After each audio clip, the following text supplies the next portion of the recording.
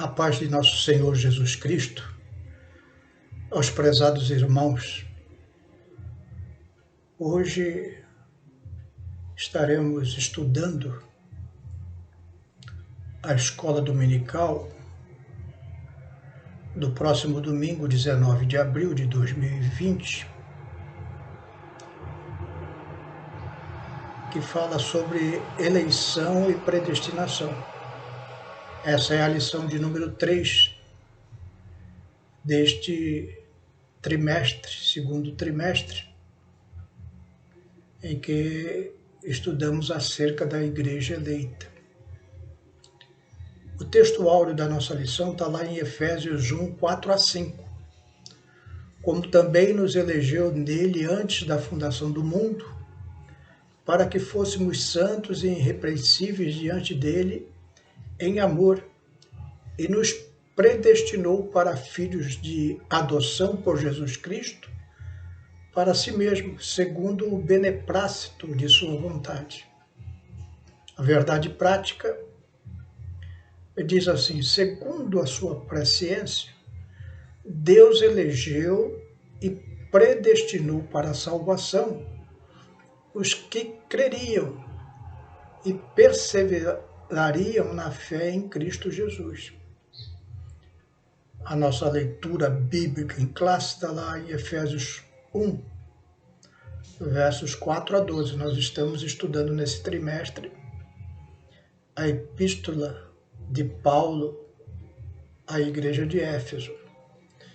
E lá em Efésios 1 e 4 a 12 diz assim: como também nos elegeu nele antes da fundação do mundo, para que fôssemos santos e irrepreensíveis diante dele em amor, e nos predestinou para filhos de adoção por Jesus Cristo para si mesmo, segundo o beneplácito de sua vontade, para louvor e glória da sua graça, pela qual nos fez agradáveis a si no amado, em quem temos a redenção pelo seu sangue, a remissão das ofensas segundo a riqueza da sua graça, que ele tornou abundante para conosco em toda sabedoria e prudência, descobrindo-nos o mistério da sua vontade, segundo o seu beneplácito, que propusera em si mesmo, de tornar a congregar em Cristo todas as coisas na dispensação da plenitude dos tempos, tanto as que estão no céu como as que estão na terra. Nele digo, em quem também fomos feito herança, havendo sido predestinados conforme o propósito daquele que faz todas as coisas, segundo o conselho da sua vontade, com o fim de sermos, para louvor da sua glória, nós, os que primeiro esperamos em Cristo. Vamos fazer uma breve oração? Senhor meu Deus, aqui estamos diante do teu texto. Pedimos da tua graça, Senhor, que tu possa nos orientar pelo teu Santo Espírito. É o que te pedimos e te agradecemos em nome de Jesus. Amém. Eu vou fugir das divisões da nossa lição de hoje e entrar num tema que eu considero anterior a esse, ao discutido na lição. Portanto, o objetivo é dar mais subsídios para o estudante da lição. Paulo usa dois termos fortes nessa epístola: eleição e predestinação. Isso tem causado uma discussão milenar entre os cristãos chamados evangélicos. A salvação final dos cristãos é incondicional ou poderá perder-se por causa do pecado? Lá em Mateus 13, 22, diz assim: o que foi semeado entre os espinhos é o que ouve a palavra, Porém, os cuidados do mundo e a fascinação das riquezas sufocam a palavra e fica infrutífera. Palavras de nosso Senhor Jesus Cristo. Também fala lá no Evangelho de Lucas, no capítulo 17, no versículo 32. Lembrai-vos da mulher de Ló. Todos sabemos que a mulher de Ló, ao sair de Sodoma, olhou para trás, desobedecendo a ordem que tinha recebido. E ela ficou petrificada, uma estátua de sal. A questão é que esses que olham para trás são salvos, que decaíram e, portanto, perderam a sua salvação? Ou apenas cristãos nominais, que na verdade nunca conheceram a verdadeira salvação? Eis aí a questão. E nós vamos examinar duas doutrinas opostas: a doutrina calvinista e a doutrina arminianista. A doutrina calvinista, esse nome é referente ao teólogo cristão francês João Calvino, que nasceu em 1509 e morreu em 1564. E essa doutrina calvinista aqui no Brasil é adotada principalmente pelas igrejas presbiterianas. Qual é a doutrina? O homem foi eleito e predestinado para a salvação por Deus. Isso se deve ao fato que a vontade do homem se corrompeu tanto depois da queda, que sem a ajuda de Deus, diz Calvino, não pode se arrepender nem crer. Surge a pergunta: se a salvação é inteiramente obra de Deus, por que Deus não salva todos os homens? A resposta de Calvino a essa questão é: Deus predestinou alguns para serem salvos e outros para serem perdidos. Há muitos versículos favoráveis a essa doutrina. Por exemplo, João 10, 28 e 29. Eu lhes dou a vida eterna, jamais perecerão e ninguém as arrebatará da minha mão. Aquilo que meu Pai me deu é maior do que tudo, e da mão do Pai ninguém pode arrebatar. Palavras de Jesus.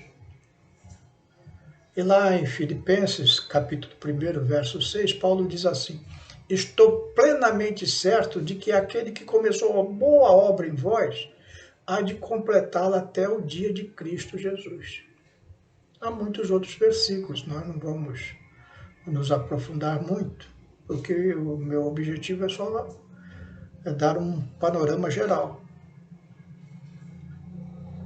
Ao contrário dessa, a doutrina arminianista, e a doutrina arminianista vem do teólogo holandês Jacobus Arminius, que nasceu em 1560 e morreu em 1609. Então nós vemos que tanto Calvino como Armínio fizeram parte da época da Reforma Protestante. E daí essas doutrinas terem surgido naquela época. Aqui no Brasil, a doutrina do holandês Arminius, ela é praticada por muitas igrejas evangélicas. A principal delas é a Assembleia de Deus. Qual é a doutrina? Deus quer que todos sejam salvos. Esse é o primeiro ponto. 1 Timóteo 2, 4 a 6 diz assim: o qual deseja que todos os homens sejam salvos e cheguem ao pleno conhecimento da verdade. Porquanto há um só Deus e um só mediador entre Deus e os homens, Cristo Jesus, homem, o qual a si mesmo se deu em resgate por todos.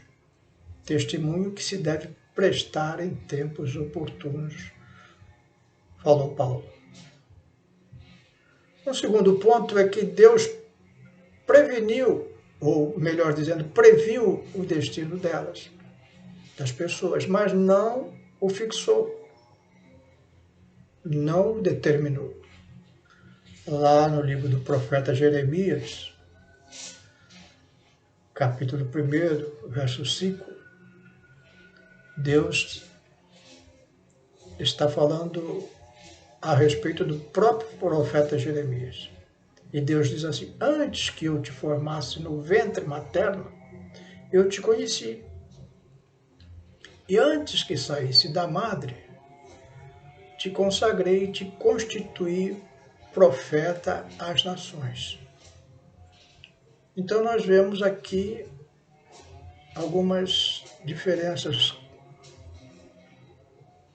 Calvino diz: olha, a graça ela é incondicional. Ela vem de Deus. Deus nos elegeu e, como disse o próprio apóstolo Paulo na nossa lição de hoje, ele nos predestinou para sermos filhos de adoção por Jesus. O homem não fez nada para isso. Tudo isso é graça de Deus. E Deus escolheu de antemão algumas pessoas para isso. Armínio já diz outra coisa. Ele diz: olha, Deus deseja que todos os homens sejam salvos, não apenas alguns. Mas isso depende do homem. Deus ele previu o destino de algum deles, como nós vimos aqui no caso de Jeremias. Porque Deus sabia que Jeremias iria colocar seus pensamentos, o seu coração na mão de Deus. E, portanto, Deus o elegeu para que fosse um profeta no seu tempo. Mas não que Deus tenha fixado isso. Houve uma escolha de Jeremias, uma decisão de Jeremias, e Deus já sabia disso, porque Deus é presciente. Baseado nas escolhas de Jeremias, Deus o escolheu. Fazendo uma comparação entre as doutrinas, a salvação é condicional ou é incondicional? Eis a questão. A resposta dependerá da maneira que podemos responder às seguintes perguntas. De quem depende a salvação? De Deus ou do homem? Repetindo, de quem depende a salvação? De Deus ou do homem? A resposta é: a salvação é pela graça. O que é a graça? Favor imerecido de Deus. Jesus Cristo morreu na cruz pelos nossos pecados, sendo nós ainda pecadores. Então a salvação é pela graça, não é pelo nosso esforço, é pelo sangue de Jesus. Mas a escolha é do homem. Quem crer e for batizado será salvo, mas quem não crer será condenado. Uma segunda pergunta que nos ajuda à reflexão sobre essa questão é se pode resistir à graça de Deus. Segundo Calvino, ele diz que a graça é irresistível. Aqueles que foram predestinados por Deus para a salvação, eles não podem mais voltar atrás. Então, uma ilustração possível porque a Bíblia fala de cair, é explicado pelos calvinistas, dizendo, olha, a pessoa cai, mas ela cai dentro do barco. Ela não se afoga. Porém, a palavra de Deus ensina, sim, que é possível decair da graça. Tem muitos versículos, eu só vou ler um texto lá de Hebreus, capítulo 10, 26 a 30. Por quê? E nós sabemos que esse trecho é escrito à igreja. O autor de Hebreus, ele escreveu para a igreja, não para as pessoas em geral.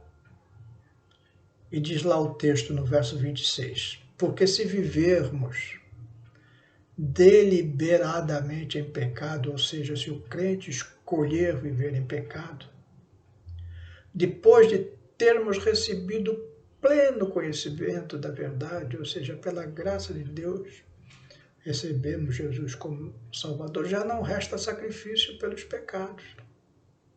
Pelo contrário, certa expectação horrível de juízo e fogo vingador preste a consumir os adversários.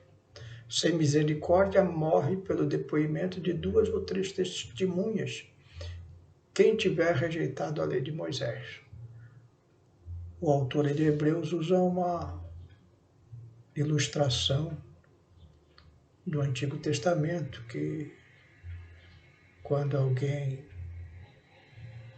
na lei de Moisés rejeitava a lei de Moisés, era levado diante de 2 ou 3 testemunhas, e ali ele era apedrejado até a morte. Verso 29, continua Paulo, o autor de Hebreus. De quanto mais severo castigo julgais vós, será considerado digno aquele que calçou os pés o Filho de Deus e profanou o sangue da aliança, com o qual foi santificado e ultrajou o Espírito da graça. Ora, nós conhecemos aquele que disse, a mim pertence a vingança. Eu retribuirei, e outra vez o Senhor julgará o seu povo.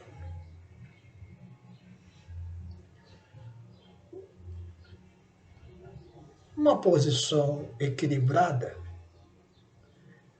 é evitar os dois extremos. Podemos cometer o erro de colocar a ênfase demasiada na graça de Deus, como defendem os calvinistas. E aí termos uma vida descuidada. Alguns calvinistas pensam, bom, agora, como eu fui eleito, como eu fui predestinado, como eu sou salvo, não preciso me preocupar muito com isso. E aí começam a cometer alguns descuidos na vida espiritual. Por outro lado, uma ênfase demasiada sobre a livre vontade, o livre-arbítrio, pode levar o cristão ao legalismo. Então, esses dois extremos devem ser evitados, tanto o ilegalismo como o legalismo. Para nós concluirmos, a nossa ênfase deve ser que em Cristo estamos seguros da nossa salvação.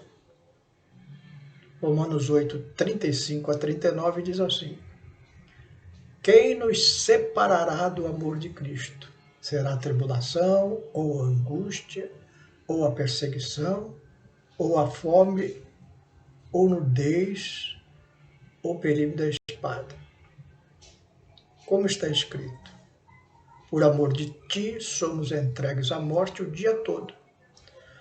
Fomos considerados como ovelhas para o matador.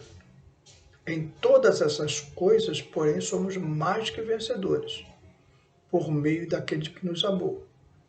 Porque eu estou bem certo que nem a morte, nem a vida, nem os anjos, nem os principados, nem coisas do presente, nem do porvir, nem os poderes, nem a altura, nem a profundidade, nem qualquer outra criatura poderá separar-nos do amor de Deus que está em Cristo Jesus, nosso Senhor. Então, o crente em Jesus, aquele separado pelo amor de Cristo, ele suporta angústia, perseguição, fome, até a morte.